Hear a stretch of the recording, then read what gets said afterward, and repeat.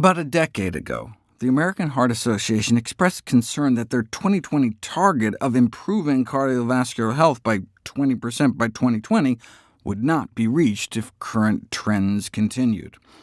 By 2006, most people were already not smoking and had nearly achieved their goal for exercise, but when it came to healthy diet score, only about 1% got a 4 or 5 out of their 0 to 5 diet quality score, and that's with so-called ideal criteria being like drinking less than 4.5 cups of soda a week.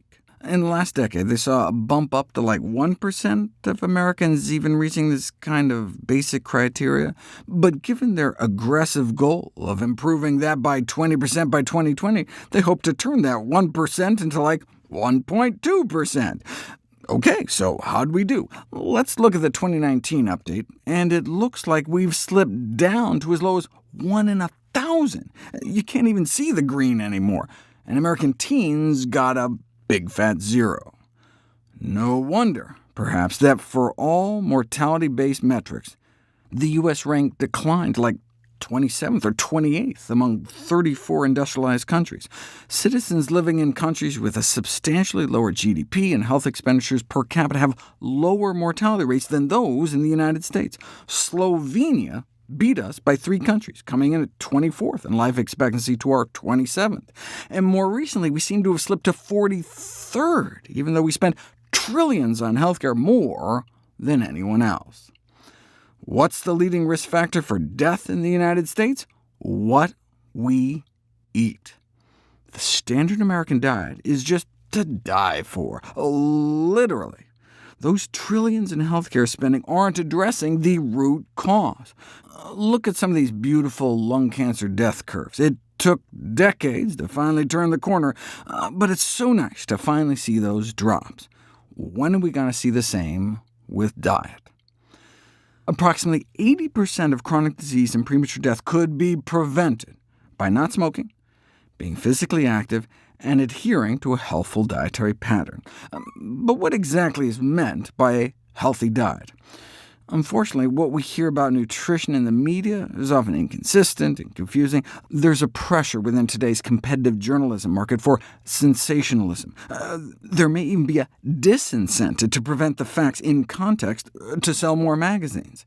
And this paper was written back in 1997, before the lure of clickbait headlines. In fact, about 3/4 of a century ago, it was noted that, unfortunately, the subject of nutrition seems to have a special appeal to the credulous, the social zealot, and, in the commercial field, the unscrupulous, a combination calculated to strike despair in the hearts of the sober objective scientist.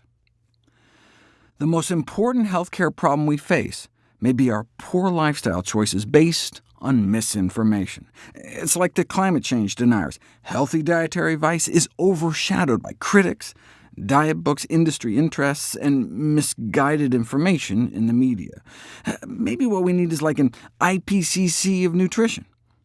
These days, no single expert, regardless of academic stature or reputation, has the prominence to overcome the obstacles created by confusing media messages and effectively deliver the fundamental principles of healthy living to the public.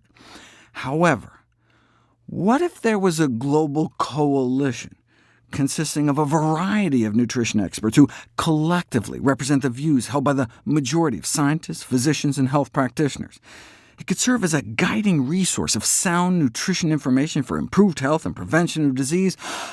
Boom! The True Health Initiative was conceived for that very purpose.